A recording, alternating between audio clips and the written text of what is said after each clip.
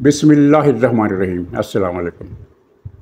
बिलाखिर इंतज़ार के लम्हात अब ख़त्म होने वाले हैं और इमरान ख़ान के फुल फ्राई होने का वक्त बस आया चाहता है।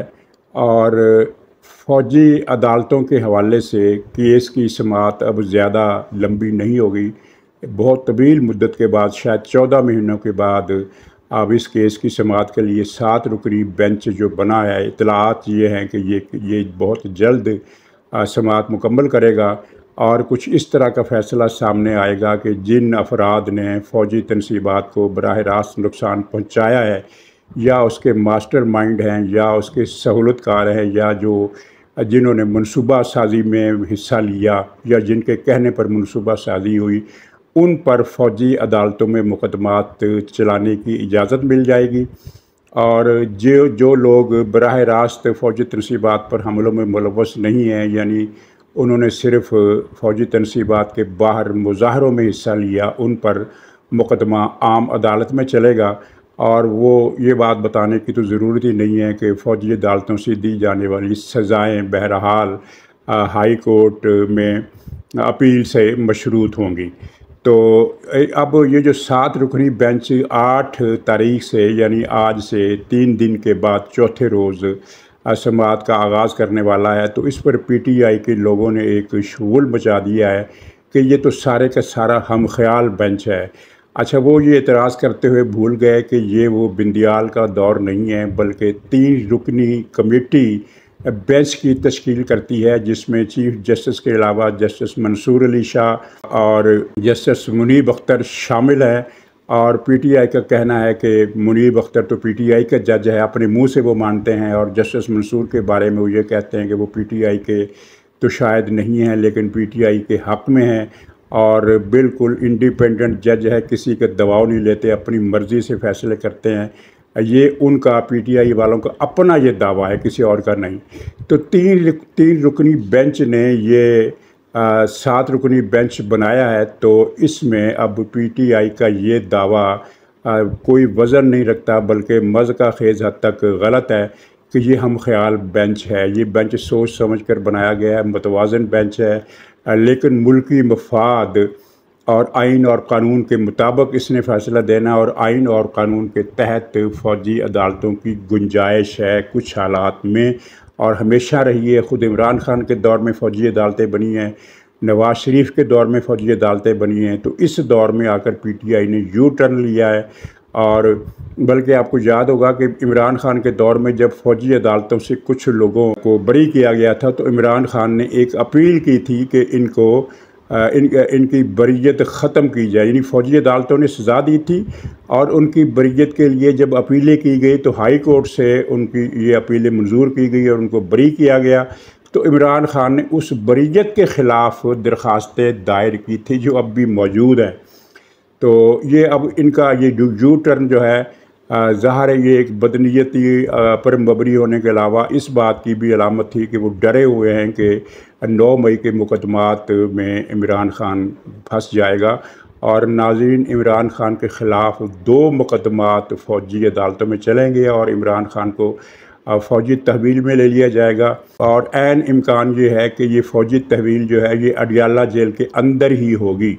अडियाला जेल के बाहर फ़ौज की तैनाती की ख़बरें भी आ रही हैं, ये आपने भी सुनी होंगी। हो सकता है उनका मकसद कुछ और हो, लेकिन इम्कानात बड़े वाज़े हैं कि इमरान ख़ान को अडियाला जेल के अंदर ही या तो फ़ौज की तहवील में ले लिया जाएगा, या फिर उसको ये भी इम्कान है कि किसी दूसरी जगह मुंतकिल करके खालिस फ़ौजी इलाके में उसको बंद किया जाए, और 2 मुकदमात में इसको फ़ौज की तहवील में लिया जाएगा। 2 से ज़्यादा मुकदमात हैं वैसे तो, लेकिन बुनियादी जो मुकदमात, बुनियादी नौइयत के जो 2 मुकदमात हैं, एक तो वो 9 मई की साजिश, जिसके पूरे सबूत हर जगह मौजूद हैं, लेकिन ज़ाहिर है वो मुकदमात चल नहीं पा रहे। इस्लामाबाद हाई कोर्ट की बेजा मुदाखलत की वजह से और दबाव की वजह से वो मुकदमात चल नहीं पा रहे। और दूसरा मुकदमा, ये जो इमरान ख़ान ने ट्वीट जारी किए थे और एक वीडियो जारी की थी, उसकी बुनियाद पर बना है, जिसमें इमरान ख़ान पर 3 संगीन इल्ज़ामात लगाए हैं।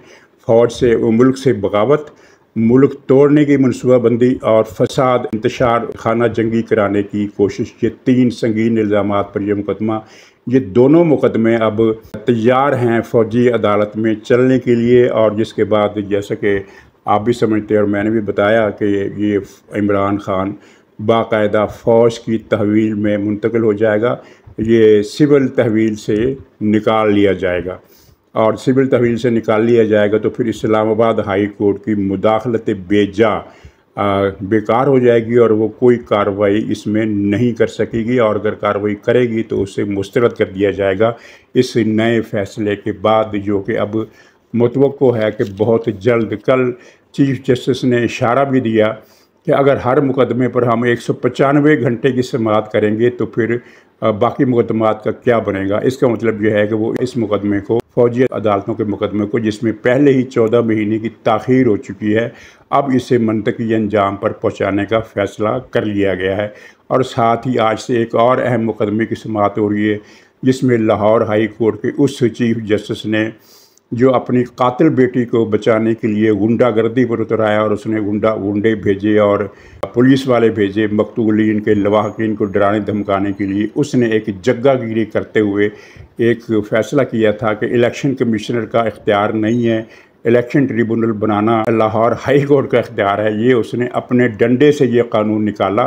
कानून, आइन और इलेक्शन एक्ट में इसका कोई ज़िक्र नहीं है। आइन और कानून, आइन में बिल्कुल वाज़ेह तौर पर लिखा है कि इलेक्शन ट्रिब्यूनल जो है वो इलेक्शन कमीशन बनाएगा, लेकिन इसने अपने हथौड़े को बजाया और कानून ही बदल डाला। और ये अजीब बात है कि पीटीआई के हामी जितनी भी जज हैं, हामी नहीं, पीटीआई के जितने भी जज हैं, क्योंकि अब तो इमरान खान का बयान आ चुका है कि हमारे जज जो हैं, पीटीआई के जज जो हैं, पीटीआई के हामी नहीं, पीटीआई के जो जज हैं, तो उनको उसके इस फिक्रे के बाद तो अब ये कहने में कोई हर्ज नहीं कि ये पीटीआई के हामी नहीं, बल्कि ये पीटीआई ही के जज हैं।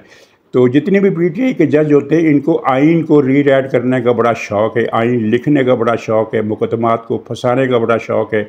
अतर मुनल्ला को आप देख लीजिए, मुकदमा है कि मखसूस सीटें हैं, ये किस पार्टी को मिलनी है, तो अतर मुनल्ला ने इस केस को बिगाड़ कर बार बार धांधली की तरफ, कौमी क़यादत की तरफ, आवाम की मकबूल तरीन पार्टी की तरफ, इलेक्शन के नताइज की तरफ, यानी जिनका इस मुकदमे की जो दरख्वास्त पीटीआई की तरफ से दी गई है उसमें भी जिक्र नहीं है। लेकिन अतर मुनल्ला उस केस की बुनियाद पर चाहता है कि इमरान खान को वो जो अदम एतमाद की कार्रवाई है वो भी नल एंड वाइड करके उसको इमरान खान को दोबारा हुकूमत पर बिठा दिया जाए।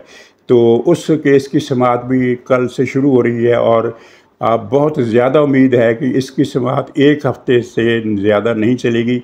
एक हफ़्ते से पहले शायद 2-3 दिनों में इसका फ़ैसला आ जाए। और इस तरह ये पीटीआई के जजों की वो साजिश कि जिसके तहत अपनी मर्ज़ी के पीटीआई के जज बिठाकर इलेक्शन ट्रिब्यूनल्स में पंजाब से मुस्लिम लीग नून की 20-25 सीटें छीन ली जाएं, ये एक फूल प्रूफ मनसूबा था जो अब फूलिश मनसूबा लग रहा है।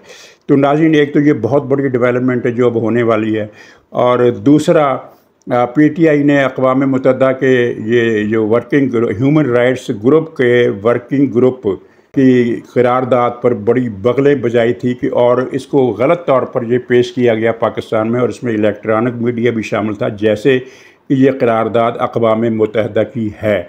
हालांकि ये उसके ह्यूमन राइट्स का जो सेक्शन है उसके मातहत जो बहुत सारे वर्किंग ग्रुप होते हैं उनमें से एक वर्किंग ग्रुप है, और ये वर्किंग ग्रुप की हैसियत इदारे के स्ट्रक्चरल कंपोनेंट की नहीं होती, बल्कि ये एक इंडिपेंडेंट किस्म का ग्रुप होता है। इसकी मिसाल ऐसे ही है जैसे कोई सियासी पार्टी, फ़र्ज़ कीजिए कोई माशी इस्लाहात के लिए कोई प्रोग्राम बनाना चाह रही है, तो वो मुख्तलिफ़ किस्म के मईशतदानों से कहती है कि आप हमारी मदद करें, कुछ सिफारशात तैयार करें। उसमें कुछ वो अपनी पार्टी के हामी जो माहरीन है उनको रखती है, कुछ आज़ाद ख्याल माहरीन को रखती है, कुछ दूसरी पार्टियों के लोगों को भी बुला लेती है कि आप हमें इस इशू के हवाले से इस फ्रेमवर्क के मुताबिक कुछ सिफारशात तैयार कर दें, तो जितनी मुद्दत में आप ये तय करेंगे उतनी मुद्दत के लिए हम आपको पैसे भी देंगे। तो ज़ाहिर है वो वर्किंग ग्रुप जो होगा वो उस पार्टी का तनख्वाहदार भी होगा, और अगरचे जायज़ तौर पर तनख्वाहदार होगा, लेकिन तनख्वाहदार होने के बावजूद वो पार्टी का हिस्सा नहीं करार पाएगा, क्योंकि पार्टी ने उन सिफारिशात को पढ़कर गौर करके अपनी पॉलिसी बनाने में मदद लेनी है, ना कि उसकी करारदाद को हूबहू अमल करना है। तो ये अक़वाम मुत्तहिदा के जो वर्किंग ग्रुप है, इसको तो अक़वाम मुत्तहिदा से तनख्वाह भी नहीं मिलती, ये अपने फ़ंड ख़ुद जनरेट करता है। और ये अक़वाम मुत्तहिदा का सरकारी यानी ऑफिशियल सेक्शन नहीं है, ऑफिशियल पार्ट नहीं है। तो अब इस पर इन्होंने बहुत गुल मचाया, शोर मचाया, टीवी पर प्रोग्राम हुए। यहाँ तक मैंने एक एंकर पर्सन को कहते सुना कि अक़वाम मुत्तहिदा की मुदाखलत के बाद अब हुकूमत पाकिस्तान के पास इमरान खान को छोड़ने के सिवा कोई रास्ता नहीं है। तो वही बात हुई कि अंधे को अंधेरे में बहुत दूर की सूझी। और अब ये बयान आ गया है अक़वाम मुत्तहिदा के सरबराह की तरफ से, उसके सेक्रेटरी जनरल अंतोनियो गुतेरेस की तरफ से। सेक्रेटरी अक़वाम मुत्तहिदा का सरबराह जो होता है वो उसका सेक्रेटरी जनरल कहलाता है, इसका कोई प्रेसिडेंट चेयरमैन नहीं होता। तो उसने ये बयान दिया है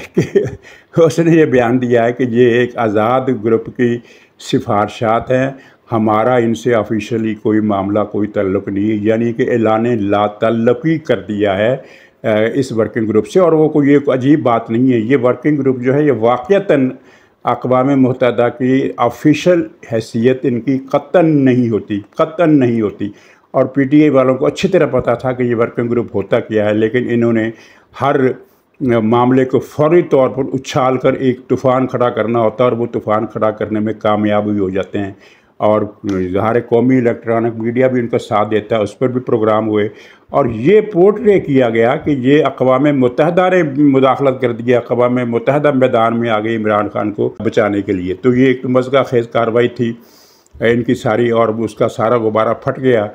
अक़वाम मुत्तहिदा के सेक्रेटरी जनरल ने कह दिया है कि ये एक इंडिपेंडेंट बॉडी है, उसकी सिफारिशात है, हमारा इनसे क्या लेना देना।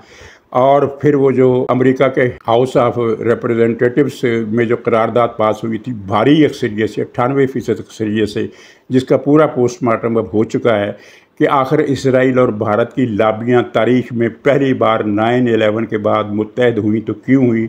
तो इमरान खान का तो महज बहाना था, असल में वो CPEC और पाक चाइना ताल्लुकात और चीन के जो माशी इक़दामात हैं जिनकी वजह से अमेरिका और यूरोप में इनके मफादात, इन लाबियों के मफादात मुतअस्सर हो रहे हैं, तो उस बुनियाद पर यह करारदाद पास की गई थी। लेकिन अमेरिका के दफ्तर ख़ारजा ने कल इस करारदाद पर बाकायदा तबसरा जारी कर दिया और अपने तबसरे में अमेरिकी दफ्तर ख़ारजा ने 2 टोक अल्फाज में कहा कि इमरान खान की गिरफ़्तारी या रिहाई पाकिस्तान का दाखिली मसला है। और इस तरह उसने वो बात भी ख़त्म कर दी। मतलब ये है कि ये जो लोग इम्कान ज़ाहिर कर रहे थे कि इस करारदाद की बुनियाद पर अमरीकी ईवानी नुमाइंदगान सदर को ख़त लिखेगा और सदर से ख़त लिख कर ये कहेगा कि सदर साहब जो हैं वो फिर आगे पाकिस्तान की हुकूमत को ख़त लिखें और इमरान खान की रिहाई का मुतालबा कर दें। तो ये सारा शेख चिल्ली का ख्वाब दफ्तर ख़ारजा के इस बयान से गतरबूद हो गया। और हम लोग तो पहले दिन से ये कह रहे थे कि इस करारदाद की कोई वैल्यू नहीं है, इस करारदाद की कोई सरकारी अहमियत नहीं है, और इस करारदाद के नतीजे में अमरीकी सदर की तरफ से या अमरीकी स्टेट डिपार्टमेंट की तरफ से पाकिस्तान को ख़त लिखे जाने का कोई इम्कान नहीं है। तो दफ्तर ख़ारजा ने इसको बाकायदा तौर पर गतरबूद कर दिया है और किस्सा ही पाक कर दिया है। नाज़रीन, एक अच्छी ख़बर मुस्तक़बिल के हवाले से ये है कि कतर में पाकिस्तान, अफ़गानिस्तान और उज़्बेकिस्तान का मुश्तरका इजलास हुआ, जिसमें ट्रांस अफ़गान रेलवे लाइन बिछाने का फ़ैसला कर लिया गया है, इत्तफ़ाक़ कर लिया गया है। नाज़रीन, उज़्बेकिस्तान अफ़गानिस्तान का पड़ोसी मुल्क है और वस्त एशिया का एक दूसरा मुल्क तुर्कमेनिस्तान है, वो भी इसका पड़ोसी मुल्क है। लेकिन उज़्बेकिस्तान की अहमियत ज़्यादा है क्योंकि ये एक तो शार्टकट है शमाल की तरफ और दूसरा मशरक़ की तरफ भी ये शार्टकट है चीन की तरफ। तो इसमें यह है कि उज़्बेकिस्तान में तो एक बहुत बड़ा रेलवे का नेटवर्क कायम है और उस रेलवे की एक ब्रांच, एक लाइन अफ़गानिस्तान के शहर शेर बंदर तक आती है। शेर बंदर दरियाए आमू से 2 मील इस तरफ अफ़गान इलाके में है, यानी कि 2 मील का अफ़गान इलाका है। तो 2 मील तक की रेलवे लाइन शेर बंदर तक अफ़गानिस्तान से बिछी हुई है। और अब मज़ार शरीफ से शेर बंदर तक रेलवे लाइन ज़ेर तमीर है पहले ही। इसी तरह एक रेलवे लाइन का खाका बन गया है पेशावर से जलालाबाद तक। ये सारे मंसूबे जो हैं ये सेंट्रल एशिया के मुल्क और अफ़गानिस्तान से मिलकर बना रहे हैं। अब पाकिस्तान इसमें शामिल हो गया है, तो पाकिस्तान शामिल होकर क्या करेगा, ये पेशावर से जलालाबाद तक का रेलवे नेटवर्क बाकी दोनों मुल्कों के तावन से मिलकर बनाएगा। जिसका मतलब ये है कि आप इस्लामाबाद रेलवे स्टेशन से या पिंडी रेलवे स्टेशन से या लाहौर से या इवन पेशावर से गाड़ी पर बैठें और अफ़गानिस्तान को अबूर करते हुए अज़्बकिस्तान और वहाँ से आगे चाहे तो कज़ाकिस्तान और चाहे तो रूस, और उसी ट्रेन पर आप यूरोप या बरतानिया, फ्रांस, बरतानिया नहीं, फ्रांस, जर्मनी, इटली तक आप उस गाड़ी के ज़रिए जा सकते हैं। बीच में यूक्रेन और मशरक़ी यूरोप के मुल्क भी आएंगे। बरतानिया का मसला ये है कि बरतानिया में रेलवे लाइन डायरेक्ट नहीं जाती, वहाँ एक टनल है, यूरो टनल, जो इंग्लिश चैनल, एक यानी रोदबार इंग्लिस्तान एक समुंदरी पट्टी है, उस पट्टी पर पुल नहीं बन सकता। वो इतनी चौड़ी पट्टी है कि उस पर पुल नहीं बन सकता। चुनाचे 15-20 साल पहले यूरो टनल बनाई गई थी, बल्कि 25 साल पहले। तो वहाँ से फिर ट्रेन जो है फ्रांस से, ज़ाहिर है बहुत सारी ट्रेनें तो नहीं जाती, उसके लिए खुसूसी ट्रेनें मुकर्रर की गई हैं। तो वो ट्रेन उस टनल में दाखिल होती है और उस टनल में दाखिल होने के बाद फिर वो बरतानिया की सरज़मीन पर जाकर इमर्ज हो जाती है। तो ये अज़्बकिस्तान का जो नेटवर्क है, अगर ये बन जाता है, अगर का लफ्ज़ मैंने इसलिए इस्तेमाल किया कि माजी में बहुत सारे मौक़े ऐसे आए जब पाकिस्तान, अफ़गानिस्तान, अज़्बकिस्तान के दरमियान ये मुआहदे हुए कि एक रेलवे लाइन बिछाई जाएगी पेशावर से काबुल तक और एक रेलवे लाइन बिछाई जाएगी कोयटा चमन से कंधार और उसके आगे हरात तक। लेकिन हर बार वो मंसूबे ख़त्म कर दिए जाते रहे, यानी हुकूमतों का तख्ता उलट दिया जाता रहा और वो मंसूबे ख़त्म हो जाते रहे। तो इस मरतबा उम्मीद है ये तारीख़ नहीं दोहराई जाएगी। और इसका मतलब क्या है? इसका मतलब ये है कि पाकिस्तान सेंट्रल एशिया के मुल्कों से सस्ती तिजारत कर सकेगा, बल्कि मशरक़ी यूरोप और यूक्रेन से भी इसकी तिजारत जो है वो सस्ते दामों पाकिस्तान कर सकेगा। और ये मुल्क जो है ये इस रेलवे लाइन के ज़रिए पाकिस्तान के साथ तिजारत कर सकेंगे और अपना माल कराची की बंदरगाह पर भेजकर जनूबी एशिया और मशरक़ी अफ्रीका के मुल्कों को बरामद कर सकेंगे। दोनों किस्म के मुल्कों का, यानी उनको भी और पाकिस्तान को भी इसका फ़ायदा होगा। और अगर भारत से हमारी सुलह हो जाती है किसी न किसी मौके पर, जो कि बिलाखिर हो सकती है, तो भारत को एक कॉरिडोर मिल जाएगा सेंट्रल एशिया तक जाने के लिए, जिसके किराए की मद में पाकिस्तान को बहुत फ़ायदा होगा। तो चलिए ये देखिए क्या होता है। पंजाब हुकूमत के हवाले से दो बड़ी अफसोसनाक ख़बरें आई हैं, यानी मुझे तो बड़ी शर्मसारी हो रही है।